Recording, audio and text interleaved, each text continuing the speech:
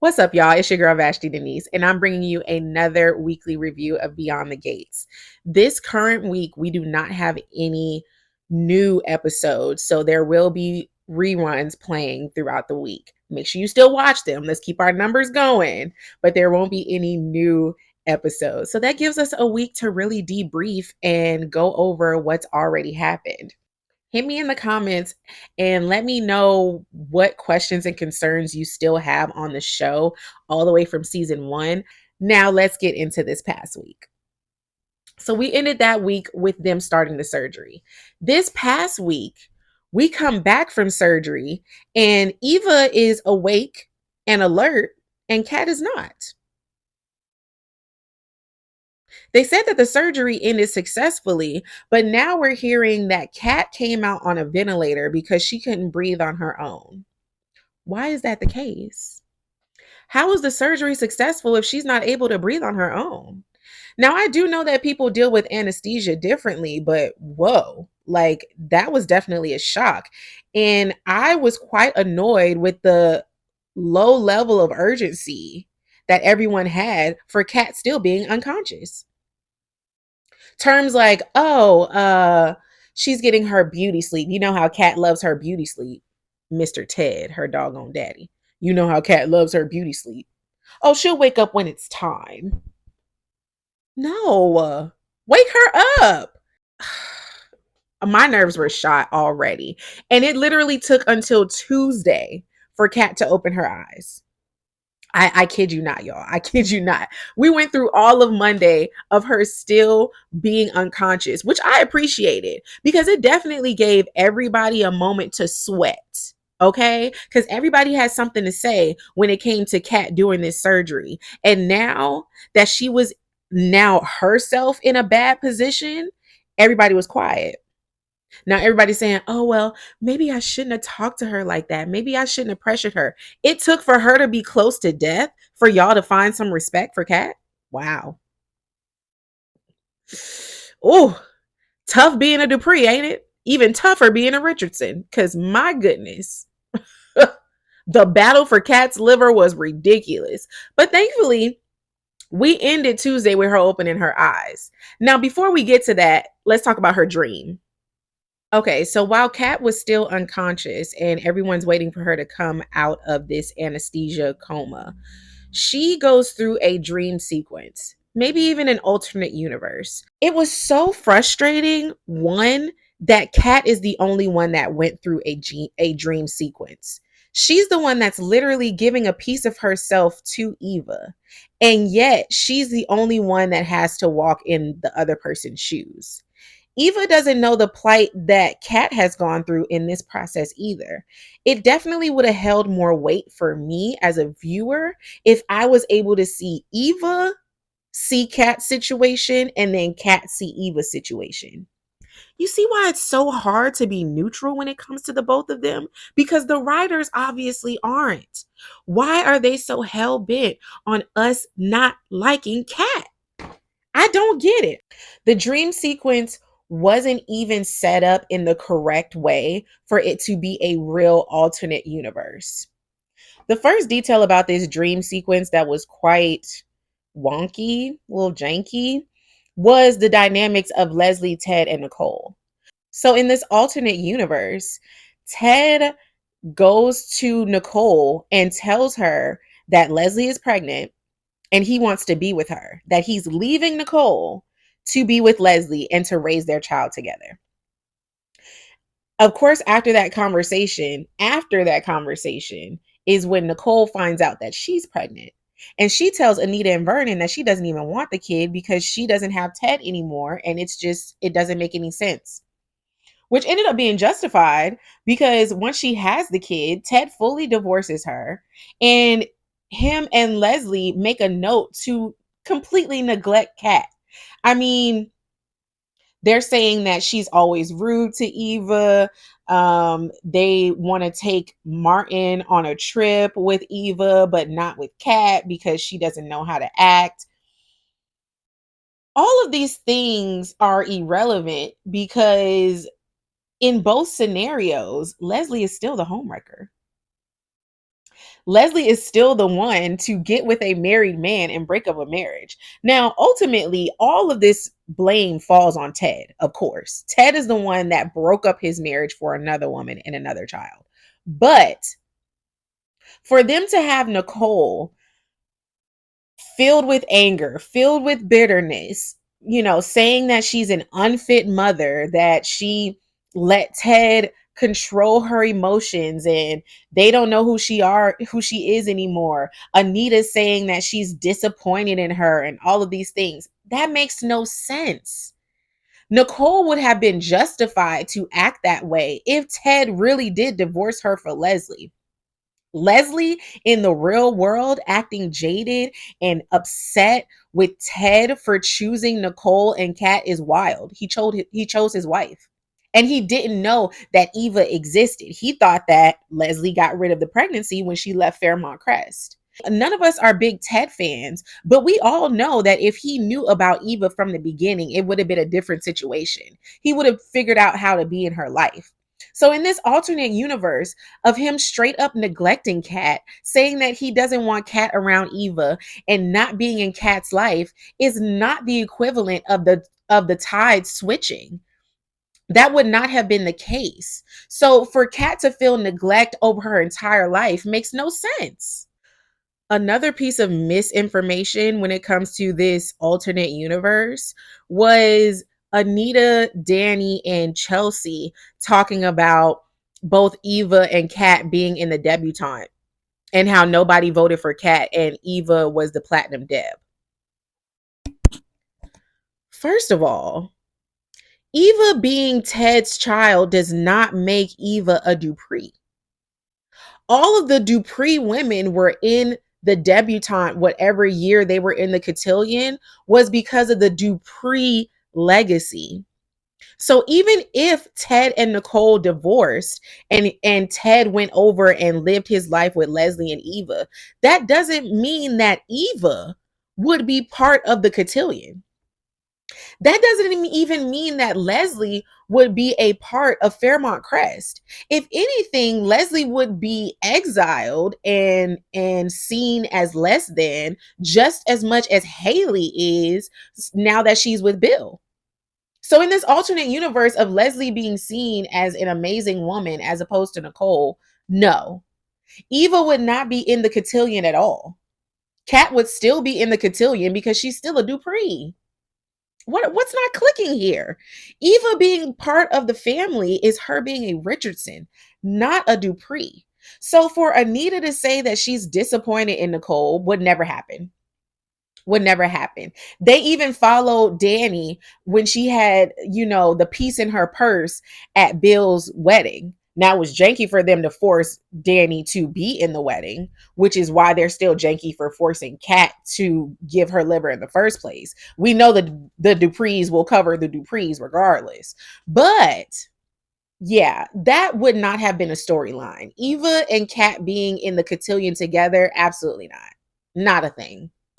And then let's go to the conversation of when Eva, who's supposed to be in Kat's place, gets to Uptown to talk to Chelsea, Martin, and Tomas. And Chelsea and Martin bring up how Kat/Eva tried to sleep with Tomas. That's not fair because in the real world, he did sleep with Eva. She did sleep with Tomas. So it wasn't a close call. It actually did happen. And the way that they were saying how horrible of a person Kat/Eva was for even getting close to him like that. And yet everyone in the real world told Kat that she should get over it every time the conversation came up is also very hypocritical. Once again, Kat was still the one getting the heat, even when Eva was wearing her suit and kissing her man. It's not clicking for me. But at the end of the day, Kat went through all of this. She woke up, thankfully. And in the process of waking up, she believes that because of this alternate universe experience, she now has a different and deeper understanding of Eva's plight. Sure. I think the dream sequence just showed how horrible everybody's been treating her since Eva came into the picture. But You know, that's just me. I don't know. You let me know in the comments how you felt about the dream sequence. At the end of the day, I just wish that the playing field was leveled for both Eva and Kat. Okay. This, for weeks, we've been going in on Kat. For weeks, it has been about how Kat can see the world better through Eva's eyes. But is that not the same case with Eva? Eva came into this whole scenario being told that Kat is nothing but a spoiled brat, and she ran with that and has been running with that since the beginning. She never apologized to Kat about the Tomas situation. And she still thinks that even with this liver, that Kat should be her doting sister. No. Kat has the choice too. And I did appreciate how when Kat and Eva were finally able to talk, let's even pause there. Kat gets off of a breathing ventilator. Eva's been wanting to talk to Kat since she woke up. The solution is to make Kat get in a wheelchair and be taken to Eva's room. Is she even strong enough to sit in a wheelchair? Why, once again, is she being taken to Eva? Why couldn't Eva, who was awake and moving, be wheelchaired to Kat?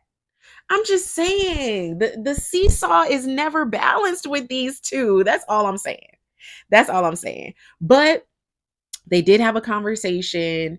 She brought up the dream. Kat brought up the dream to Eva and told her that she understands her from a different view now. She does understand what she's gone through. But I do appreciate the fact that Kat made it known to Eva, we are not besties. Don't get it twisted. Just because I kept you alive does not mean that we're going to be Laverne and Shirley when we leave here. That's not the case. So much has happened, and we're not just going to gloss over it because you got a piece of my liver. You're welcome. But having a relationship takes way more than that. And I was glad that she just brought Eva back down to reality. Okay. Because everybody's really got their head in the clouds. Ted is thinking that they're just going to be besties moving forward. No. Why are y'all constantly pressuring these two to have a relationship?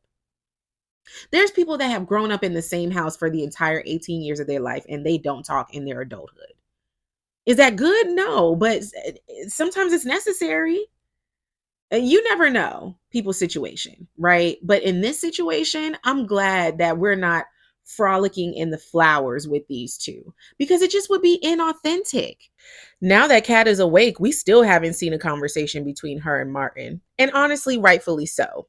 He was completely disgusting, rude, nasty, off putting,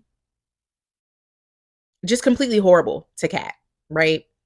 And he spent the whole week sweating, trying to figure out, how's Kat? And once she was awake, is she going to forgive me for how bad I treated her? And, Martin, that's the right place for you to be in. It was completely unnecessary for him to go in on Kat the way that he did. And he still hasn't even walked in her door. She's been awake for days.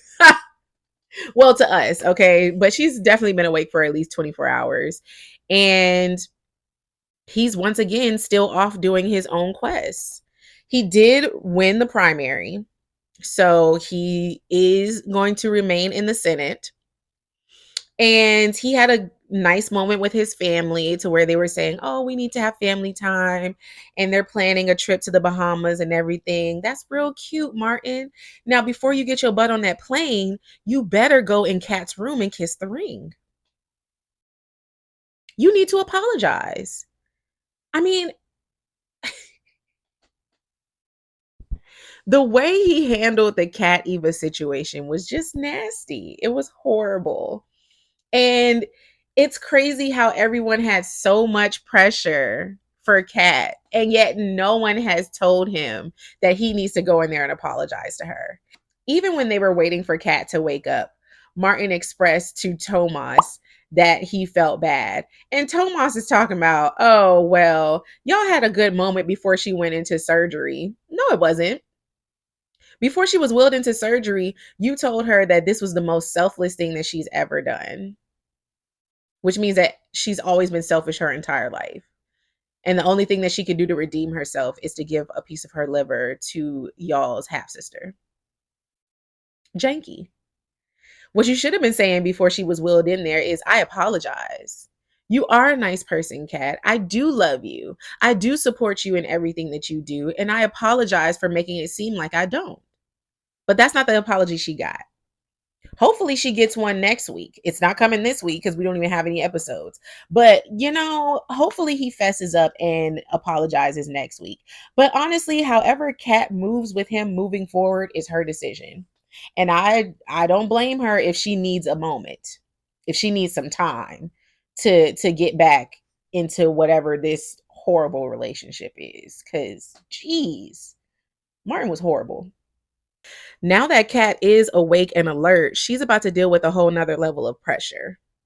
Unnecessary pressure from her boyfriend Tomas, because this man has decided that he's going to propose to her. Tomas really just has the worst timing. And it's hard to support the relationship. One, because all of us feel like she should have kicked him to the curb and let him stay in the curb when he messed with Eva, period. Eva was messed up for that, but he knew what he was doing. And that whole we were on a break, you can take the Ross mess somewhere else. Okay. No, completely unacceptable. So we already can't stand him from that. But also, he's never really known what she's needed. We've been through the mess with her first time with him, with their sexual miscommunications, right? When she was upset with Eva multiple times, how he barely ever took her side, always trying to say, "Oh, well, you should see where Eva's coming from." Even told her that I don't want to have a conversation about Eva at all if you're going to be negative about her. Whose side are you on, Tomas? Whose side are you on? And now, when she is in a place to where the only thing you should be giving her is time, love, comfort, TLC. Yes, listen to the podcast with her. Talk about the true crime, plan your Puerto Rico trip because you're going to have to push it back a bit because she's on bed rest. She can't even be in the international skies yet. Sir, these are the things that you should be doing to comfort her, not talking to her family and friends about how you want to propose. And of course, Chelsea wasn't with it. Okay. He told Chelsea first, and he should have known from her reaction that it was not a good idea. Chelsea was very much like, bro, why are you doing this? Like, are you really sure that you're in a place to do this? And it's a no. Y'all couldn't even come together when it came to her moving in. And now you think that she's ready to marry you? It's the pressure. It's the pressure. Nicole even almost popped off when she found out from Ted that he talked to Ted about having her hand in marriage. She was like, where was I? What's happening? Like, no. No one is behind this proposal.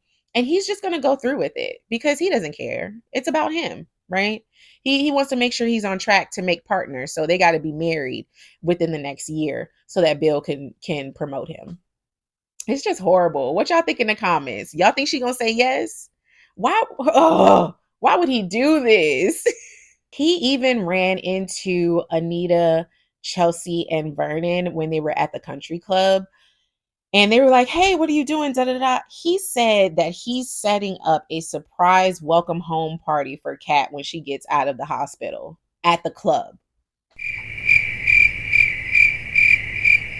In what way would you think that Kat, after getting a surgery that she didn't want to have, would want to go to the club and have a party? In what world does that make sense? Kat doesn't want a doggone party. And of course, Anita knows that for sure. So she throws in a little side quest and she says, well, instead of having it here, Why don't we have it at our house? Let's have it at the Grand's house. Kat is comfortable there. It can just be family and we can have a good time. Thank you, Anita, for giving a good suggestion. Although this party should never happen at all. And we see in the forward that's gonna happen when the party does happen, that he is going to propose at that party. Do y'all think she gonna say yes? What do y'all think? I think she'll say yes to save face so that she doesn't have to deal with the whole conversation in front of everybody because embarrassing, very much so. But is she going to go through with it? Absolutely not. No, they're in no place to get married. And I mean, yes, that'll be cute, even for her and Chelsea to be engaged and married around the same time because they're besties. And how much fun would that be for the family and da da da da. But at the end of the day, no. No. And Chelsea Chelsea told Madison that it was a bad idea and Madison was like, "Well, you proposed to me when it was, a moment of distress and uncertainty, but look how great we turned out." Yeah, but no, Madison. Cuz she did actually propose again once she sat back and thought about this is not just about her going out of the country. She actually does love her and she does want to spend the rest of her life with her. Tomas is literally coming off the high of Kat not waking up. He was the first one to point out, hey, she's still not awake. Eva's awake, but she's not. Like, should I be panicking? Should we be freaking out? What's going on? So, of course, he got to a place where he thought he might lose her. And that's scary. So, he's still working off of impulse. Uh, he needs to have a real conversation with Kat and understand that they are nowhere near that page. But I know that's going to be so uncomfortable for her. Now, Eva woke up to some pressure too. And of course, it's from her dear mama, Leslie. Leslie has definitely made it known to everybody that Eva is all that she has and she's not going to give up her baby. Completely understandable, but Eva is not a baby anymore. Okay. So now that Eva is awake and in recovery, she's decided that she's going to move back in with Eva to help her recover. Just like how my eyebrows just went up, so did Eva's blood pressure. Okay. Her heart rate started going. And I don't blame her. Girl, you not helping nobody. Leslie brings so much anxious energy in the room and Eva's just not with it. She's like, I just want to chill. I don't want you hogging up the bathroom. I don't want you hogging up the TV. I don't want you keeping me up. Like, no. Even Isaiah was in the room and he was like, look, we can figure it out, but she's got me now. She's not by herself. Like, I don't think it's necessary for you to move in. And of course, Leslie tried to get buck with him, but he wasn't backing down, and neither did Eva. Eva came up with a solution that she can visit her once a day after they talk on the phone to make sure that she's up to it. But at the end of the day, she's not moving back in. And I really don't have any sympathy for Leslie in this situation, right? Lest we forget, you kicked Eva out when you felt like she wasn't on your side in a janky argument. You kicked Eva out. So no, why would she want to live with you again? Eva wants privacy now. She's grown. So Leslie had to deal with the fact that she can only come and visit. Now we'll see how long that lasts. We know that she's relentless. So she's probably just going to slowly move in as opposed to fully doing it on the first day. Poor Eva. Now, Ted was a busy man in that hospital talking to both Tomas and Isaiah about his daughters, right? Tomas came completely out and said that he wanted to propose to Kat, and they had that conversation. Now, Isaiah had a conversation with Ted that Leslie overheard incorrectly, where she thought that he was asking for Eva's hand in marriage, when actually he was asking Ted to make sure that Leslie doesn't continue to pressure Eva into moving in with her. She had her moment of disappointment with Isaiah, and he reassured her that just like when she first tried to speculate about them getting engaged, if he did propose to her, that he would give her a heads up beforehand. Now, here's my thing, right? Miss Leslie is supposed to be turning over a new leaf. Blah, blah, blah. When she found out that Chelsea was getting married to Madison, she went straight into villain mode and started planning a wedding for Eva based off of all of Chelsea's plans. She did. She stole the designer for the dress, she stole the florist, she stole the venue, she stole the band, which wasn't even Chelsea's. Like, the band was literally chosen because it was Madison's favorite band. And yet she hired them for Eva and Isaiah's wedding. You see where I'm going with this? If she finds out that Kat and Tomas are actually engaged and really are getting married, she's going to be all over that like white on rice. She's going to be pressuring Eva and Isaiah to get married ASAP. And all of that conniving energy that she had with Chelsea's wedding is going to be intensified times 10. Okay, she gonna want them to have the same date. She gonna tell Ted, you better be at Eva's wedding because you missed every big event of Eva's, and Kat is spoiled and she can deal with you not being at her wedding, but Eva can't. Yo, I can see the mess right now. Please don't let this be a thing. Please don't let all four of them be engaged at the same time, because that is going to be just mess. But it's once again going to show that Leslie does not change. Okay. If she doesn't get her way, she becomes a conniving villain. And that's going to be the same scenario if this were to happen. Whatever new leaf, new personality that she says she's gotten, done. Okay. Completely done. Because this will set her off on the edge for sure. Miss Nicole was a bit MIA this past week, honestly. Like, her being in all of these administrative meetings, I thought she didn't want to be the head of Garland. I thought we already hired Shanice's aunt to be the head of Garland. So why is she missing Kat coming out of surgery because she's in a meeting? Why was she not hanging with the family when they were in surgery because she was in a meeting? Like, what are these meetings? What do we not know? What is she doing that we don't know about? Because she was out of here. Like, thankfully, she was able to be at Kat's side when Kat woke up. But Danny had to call her to let her know that she was out of surgery because she was in a meeting. What meeting? Ted ain't have no meetings throughout this whole thing. He was living in the hospital from when he came from Fairmont Crest. Like, what's really going on, Nicole?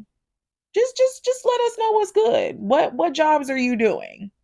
Because they weren't no therapy sessions. Because she should have been there to yell that Kat is not awake yet. Like, no one had urgency about Kat not being awake. I'm just saying. Her and Kyle are getting real cozy though, aren't they? I mean, it was Carlton that called her and said, hey, you need to get to the hospital. Although he wasn't even fully referring to what was happening with Eva. It was more of make sure Ted is good. Boo. But lately, it don't seem like a tug of war. It seems like Kyle is winning the race. And I'm not mad at it. I like her and Kyle together. He's now Kat's physical therapist. And I loved Kat grilling him before he could even tap her leg to see if it's functioning. Like, she had all of the questions ready the moment that he walked in. But they ended on a good note. Like, she was like, I like you for my mom. He expressed to her that he has told his sons about Nicole and he does plan on introducing, them someday soon. So Kyle's got plans. Kyle's got plans for Nicole, and I like that for them. I do. I do. I think that, he's on the right track. I think he brings out the correct level of vulnerability, femininity, and strength out of Nicole.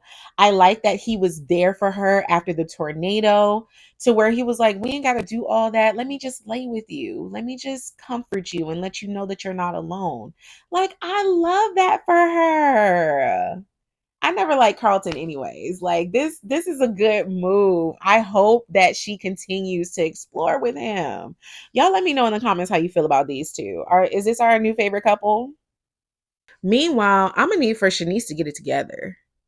Her having all of these moments of uncertainty when it comes to Ted and these looking off into the abyss whenever she sees him comforting Leslie or talking to Nicole in the hospital. Like, girl, I thought we already been through this, okay? You and Ted almost broke up already and y'all had that deep conversation. And you told him that you weren't going to let your insecurities get in between what's going on with them. He's had a major scare with both of his daughters, which involve both of his baby mamas. And all of them are always going to be in Ted's life. There's always going to be something going on. You need to establish your strength in his life. Now, even in the midst of all this, he still looked to Shanice throughout all of this. Every time he saw her, he wanted a hug, he wanted comfort from her. On Friday, he said, "Hey, I want to take you on a date, like set some time apart. I'm going to get us this nice yacht. We can have dinner." And she's talking about, "Oh, I don't have nothing to wear on a yacht." A bikini. Girl, and I get it. I get it. She does come from a different social status than Ted and especially Nicole. So she does feel sometimes that, she's out of place or she doesn't fit in his life. But at this point, that's all in your head. Ted is constantly putting his foot forward to make her feel accepted and welcomed in his world. And she just needs to embrace it.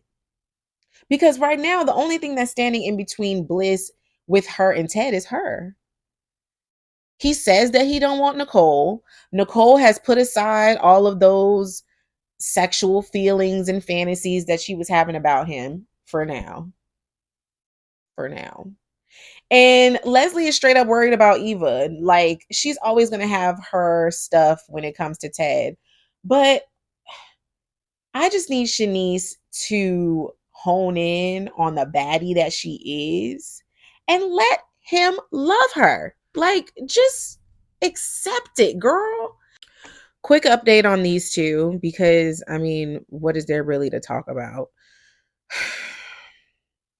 Ashley is still on her BS when it comes to her grief for Derek, to the point where she was still pushing Grayson away.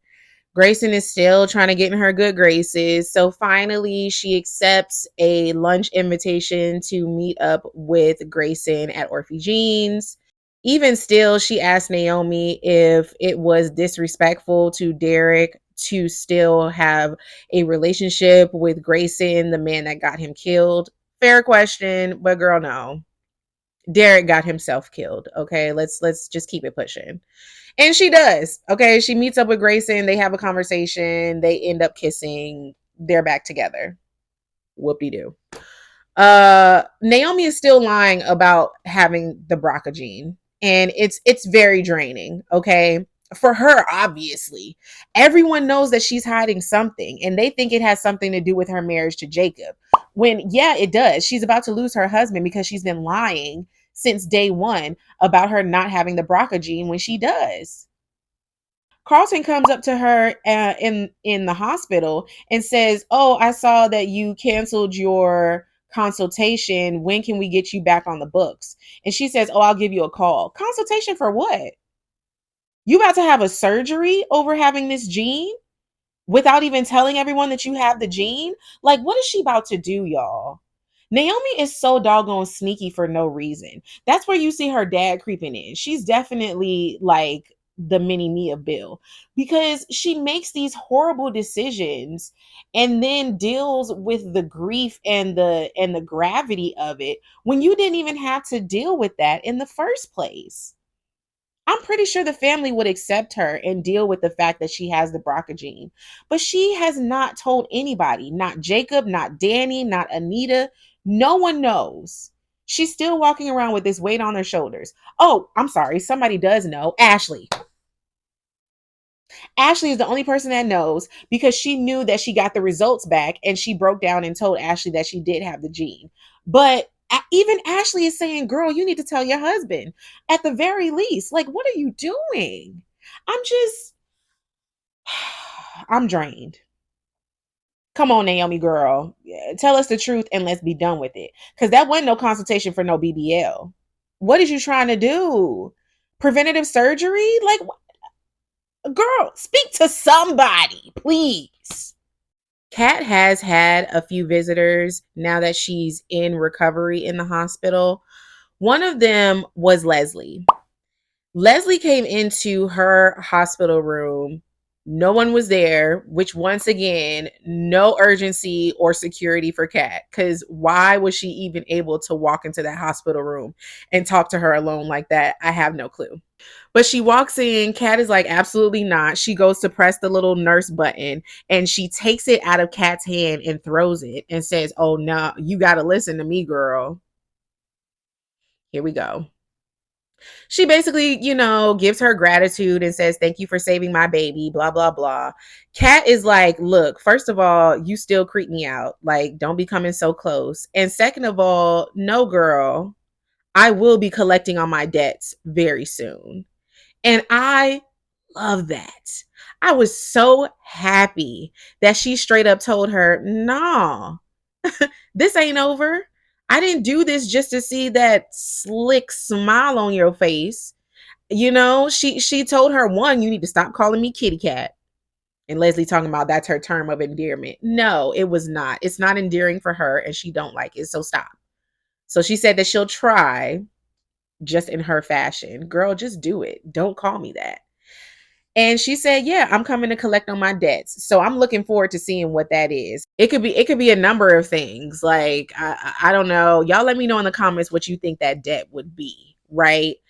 Deanna also visited Kat in the hospital, and I definitely love this interaction. I hope to see these two women on the screen more because one, it makes sense. Their mothers are best friends, so they should be close relatively, right?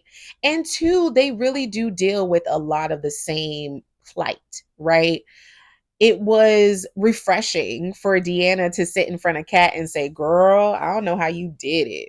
I don't know how you gave her that kidney, girl. I would have been like, absolutely not." And we all that's how I felt. That's how most of us felt. So it was nice to hear it come from one of the characters. And it was good to see Kat have the conversation with Deanna about dealing with Joey. One, because she didn't sugarcoat it and say, oh, you should, just love Joey, just be over it. She said, no, girl, you need to be cautious because you can't fully trust that man. You're going after him. Make sure you're doing it carefully. Okay. She said, look, the Duprees, we're not scared of him, but we're cautious of him. And I need you to be cautious too. And that was a good word. That was a good word for her because Deanna is definitely, a lot like her daddy when it comes to being oblivious with the danger in the room. Doug acted like he wasn't scared of Joey, and we see where that got him, right? And even with Vanessa, she acts completely oblivious. So it was a good conversation between these two. Like I said, I hope I see them on screen even more together. You really saw like the sisterly side of Kat come out. We really only see that when she's interacting with Chelsea. So it was nice to see her do that with someone else. And she told her the same thing that she told Donnell some time back when Donnell was dealing with Vanessa being with Joey. And she was like, look, you don't want to push your mother away in this process, right? Like you can have your disdain for the guy, but don't push Vanessa away. You want to make sure that you solidify that relationship with your mother because it's your mom. And what mature and great advice for Kat to give, right? Y'all be quick to say that she don't have no insight. She does. She just puts it in her own words. And sometimes it don't come out too nice, but it comes out correct. And that's on period. Now, Deanna also got that advice that she got from Kat from her father, Doug. She's standing outside of Uptown and she sees Vanessa and Joey in there kikiing, right? Having their lovey dovey moments. Doug appears to her again, okay? Apparently, this is the second time since the last time she saw him at the country club. We know that it's, a ghost, a spirit that's talking to her, right? But she talks to him like he's right there. And he tells her, You once again need to get Joey away from your mother. And the way that you do that is getting back on your mother's good side. Joey has created a whole safe space for Vanessa, and she needs to feel that safeness with you.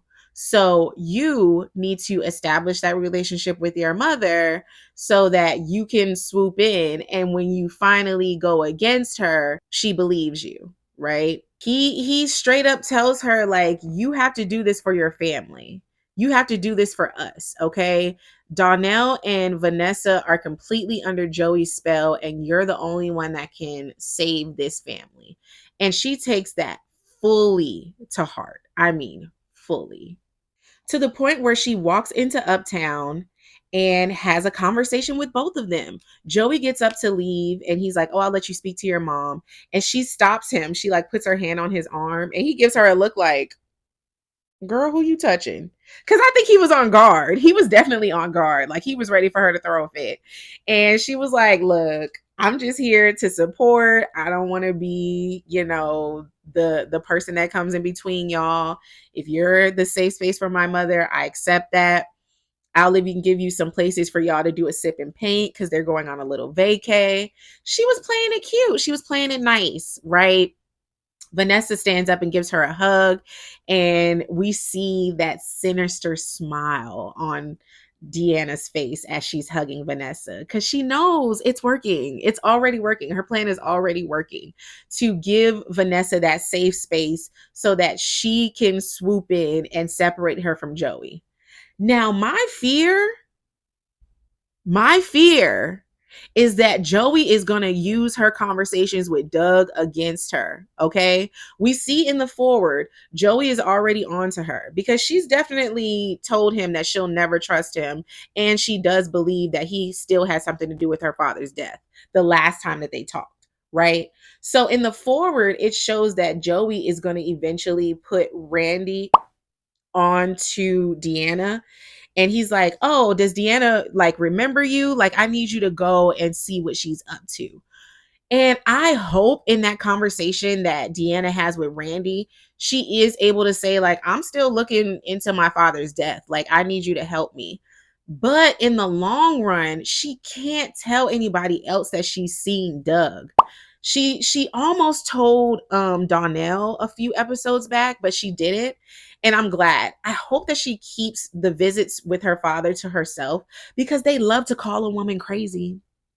She's the one that's going to be the one to uncover the fact that Joey was part of Doug's unaliving.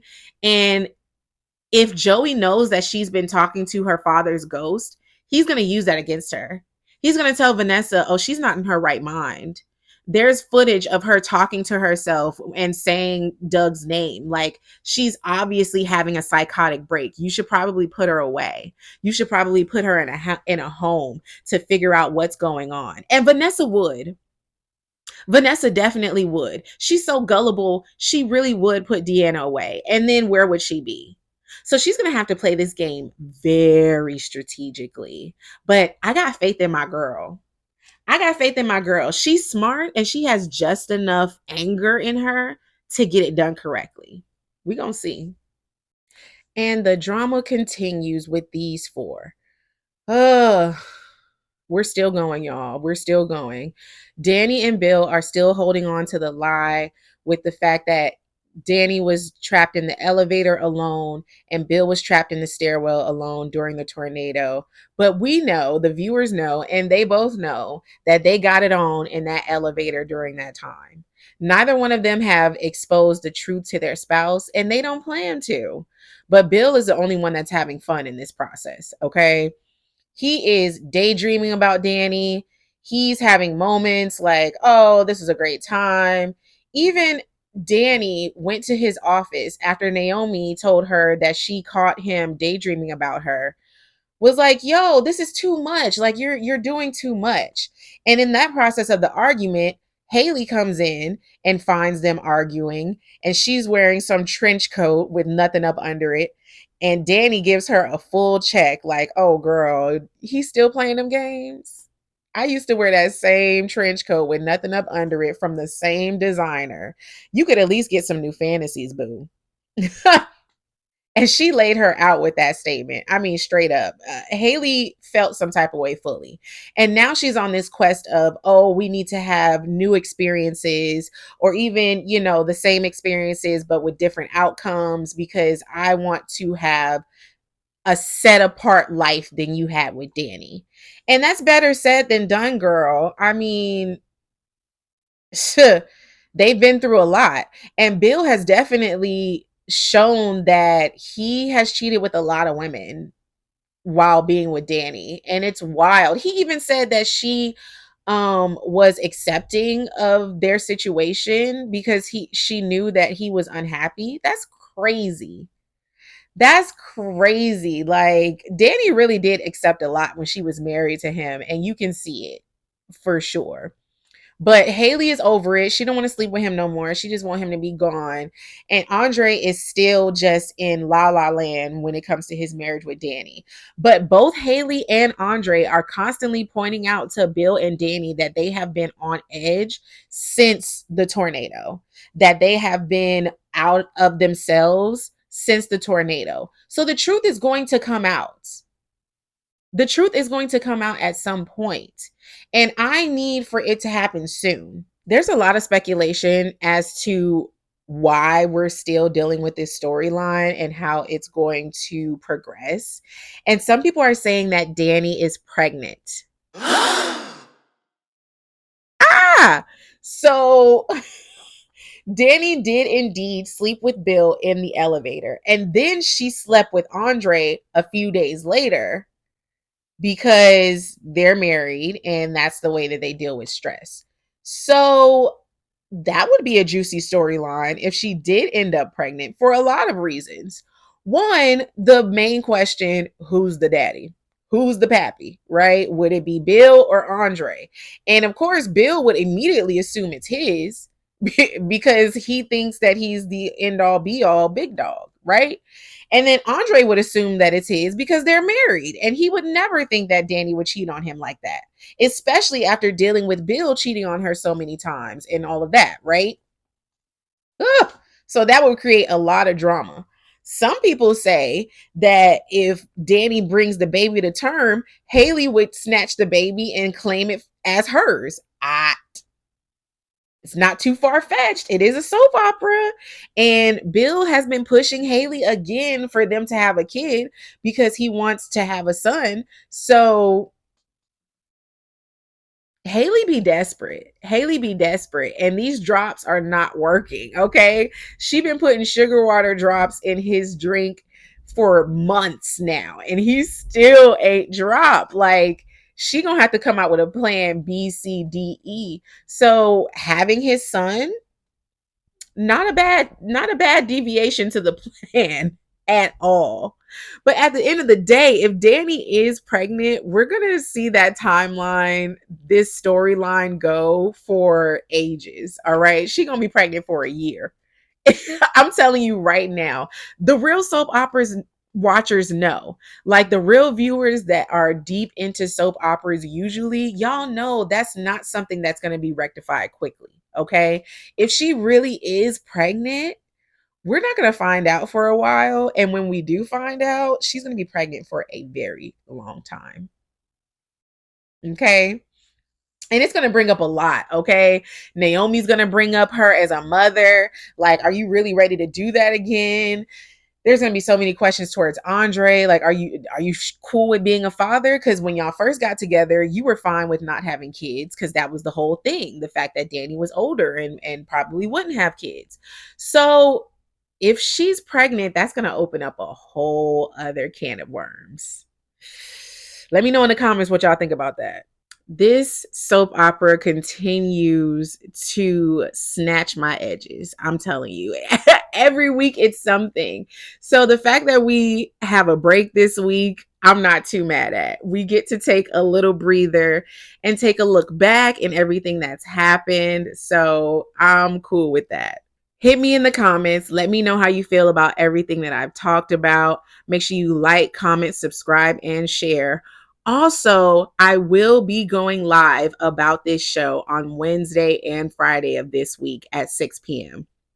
So hit me in the comments with any questions or comments that you have since the show started. We can go back and talk about some storylines from season 1. I would love that for sure.